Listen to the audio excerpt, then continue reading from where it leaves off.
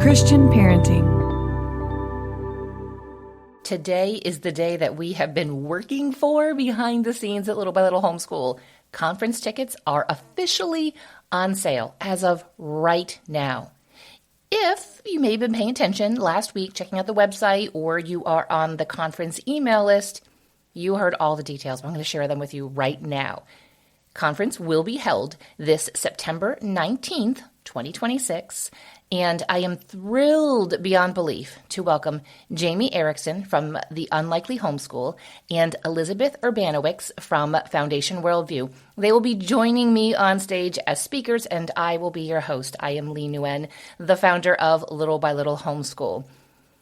If you are interested in attending, which we really want you to, you can go ahead and get tickets over at the website. The link will be in the show notes, but in case you feel like typing it out, it's littlebylittlehomeschool.com/conference. Go ahead and forward that on to your friends, grab some besties, grab some other homeschool moms you know, come as a group, or you know what? You can come all by yourself, and I can guarantee that you are going to feel at home. You are going to walk in and look around, and you're going to say, I have found my people.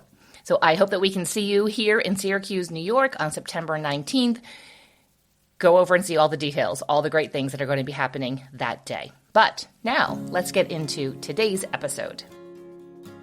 Welcome to Little by Little Homeschool Podcast. I am your host, Leigh Nguyen, and as always, I am so blessed that you have hit play on this episode. It is not lost on me the time that you give to listen to these.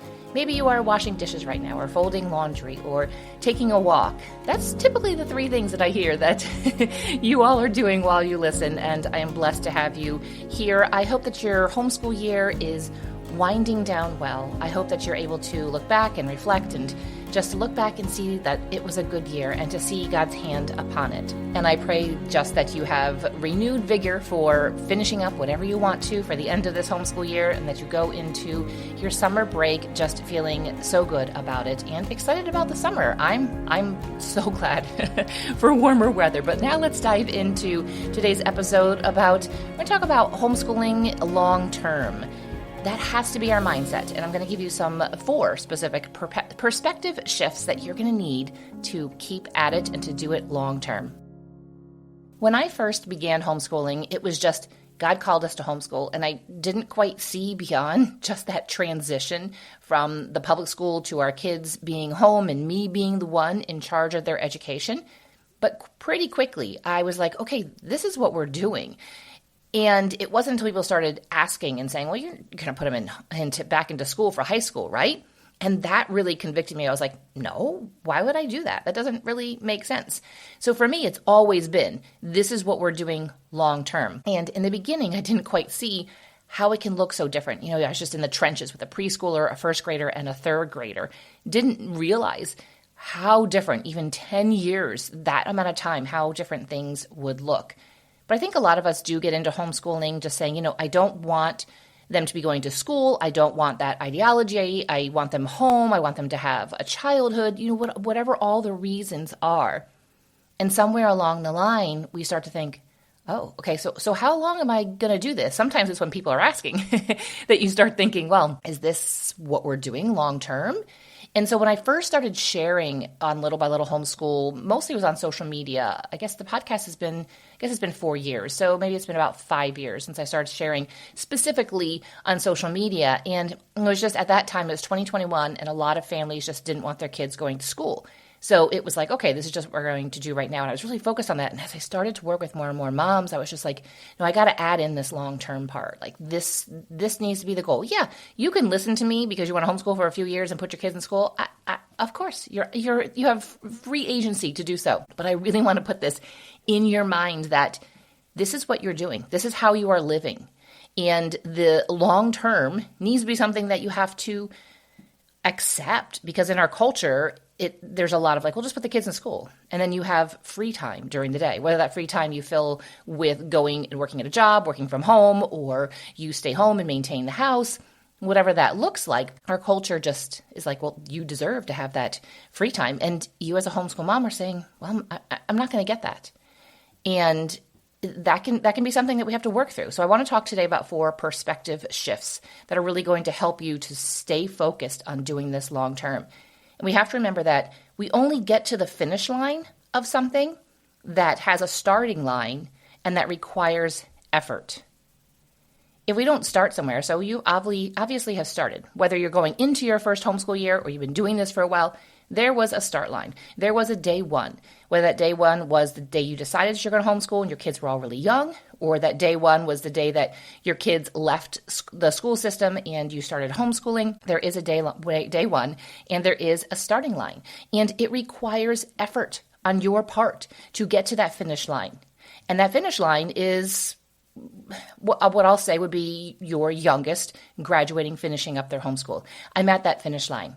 I am in the trenches right now of planning a homeschool graduation, and it's been a couple of years. I'm like, okay, what do we do for the other ones? And I did do a podcast episode about that. And so I'm like, okay, I could go back and listen to that podcast episode just to refresh my mind, because I want to give him the same amount of, attention and, I just want to do the same thing because it was so special. Anyway, that finish line is the getting to that point of being like, okay, I am done. This role of homeschool mom is done. It shifts into another role, but that is over. I can hang my hat up on that, on the peg on the wall from that. And if you just have little kids, that is just a foreign thought. I never thought of what would it look like? What would my life look like right now, in this season right now? The day this is coming out, May 11th, 2026. 10 years ago, 15 years ago, I had no idea what life would look like. I couldn't even imagine. And it probably would have been good for me to kind of think about that and to wrap my mind around that, because I really think that would have helped me to sustain each day, would have helped give me perspective for every single day. And yes, there's just as a lot this day with 3 kids and all the things. Nobody wants to do the math, and this happened, and then let me see. Okay, there was one day where the hot water heater leaked. That was a bad day. And pretty much spent the entire day sucking up water with my shop vac. And, the kids I think I put them in front of probably Wild Kratts or something like that. There's just days. But I didn't envision the long term. And so I want to give you these 4 perspective shifts that will help you to stay in the homeschool long term. And the first one is to view homeschool and the home education lifestyle as this is the way for my family. This is the way we are going to educate and raise our children. There are other ways other people are choosing, but this is the way for your family. And this is why I say over and over and over again, create a vision statement. It could be a paragraph long. It could be a sentence or 2. It could be a couple of bullet points if you're not somebody who wants to write sentences. Any of those are fine. And we go over this in your homeschool blueprint. I give you the guidelines and I get you all primed and pumped and excited about it so that it makes it easier to be able to create that vision. When we have a vision for what we're going for, we will do the work. So think about any type of big goal. Say you wanted to compete in a marathon, or let's just say a half marathon. There's that goal. You have this date. You've signed up for it. You paid for it. And so you have this date that you need to train for. And there's a specific training strategy. You're not going to go out on day one and run 10 miles if you've just been on the couch and you haven't been running. So there is a plan, and there is this goal. You have a vision for what you want to be able to do. You're envisioning yourself crossing that finish line and your family there cheering you on and your kids just being like, wow, Mom, that was amazing. That is your vision. When it comes to homeschool, if you have a vision, you'll look at it and you'll say, okay, this is what I'm doing this for. This is what we're trying to reach. Your future self and the future selves of your children. I don't want to say future children. Maybe you'll still have more children. So yes, there are future children. But your children, let's say your children in the future. Your future self and your children in the future are going to thank you for this decision that you have made to homeschool and to continue homeschooling, and for deciding that this is the way we want to live and to raise our children. Keep that in perspective. Number 2, today's problems and today's challenges may not be there tomorrow. You might have a child that's melting down today, and tomorrow Absolutely fine. Whatever maybe the drama or the big thing is, we get into things with our teens, and sometimes they just think that things are such a big deal that everybody else is going to so-and-so's birthday party, but I can't go because you said I have to do this. And you're like, okay. And as an older and wiser woman, you're like, you have this in perspective that it's, we have this family gathering, and that is actually more important than this friend that you just met at co-op a couple of months ago. And so you have that perspective, but they don't have that perspective. And so there's going to be problems. There's going to be challenges in each day. And it might not be the same tomorrow. And we can get so caught up as moms, and I know that I was like this too. I would get so triggered. I would get so angry and so impatient about the thing that was right in front of me. It could have been a small problem. It could have just been a small hurdle, a small challenge. But I made it a big thing. And that really, I knew in the moment that I was sinning. I knew in the moment that I was not doing right by my children. And I lived with a lot of guilt over it, unfortunately. And thankfully, God has done a work in my heart so that I don't push and I don't trigger and I don't get triggered. I don't trigger them and I don't get so angry, and I just take things with a lot more grace. And that comes with time, and that comes with surrender and prayer to God. And keep in mind just that, so for number 2, that today's problems and challenges, it might not be tomorrow's problems and challenges. Yes, there might be other problems and challenges, and God will meet you in those problems and in those challenges, and there will be sanctification within those. The third perspective shift, it's building on that second one. I want to go a little bit bigger here. And that is, instead of talking about just the day troubles and problems and challenges. And let's talk about just a year, a difficult year. Did you have a hard year? Have you had a couple of hard years with your kids? Is it all of the kids and they're pushing back with homeschool? Is it one child that is just frustrating and hard, and they used to be so easy and compliant, and maybe now they've hit puberty and they're pushing back, or they just want this independence that they're not ready for. They think that they can do things that that they're not quite ready to do, or freedoms that they want that you are like, that's not how our family operates. I'm sorry, but we don't do that. And so you might have be coming to the end of a difficult homeschool year. It, again, might be a couple of difficult homeschool years just built upon each other. It could just be a season of life. It's just difficult.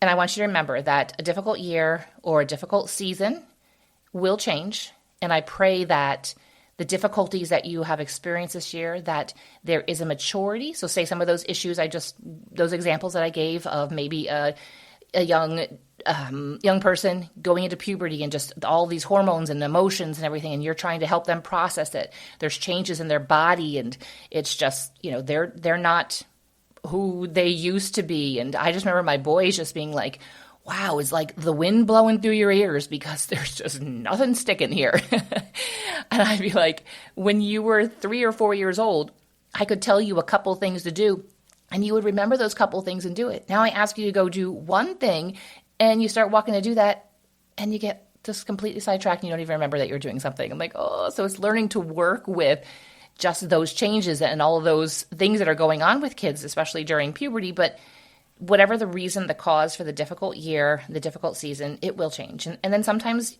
it could be one child that was difficult this year, and then the next year it's maybe another child that's difficult. But we aren't promised anywhere in the Bible. It does not say that we are going to have smooth sailing, that every day is going to be easy breezy.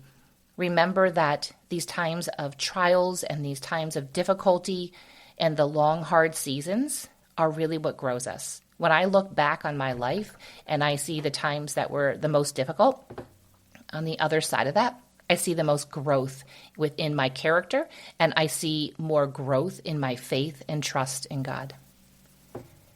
Number 4, when it comes to homeschooling long term, keep this perspective in mind.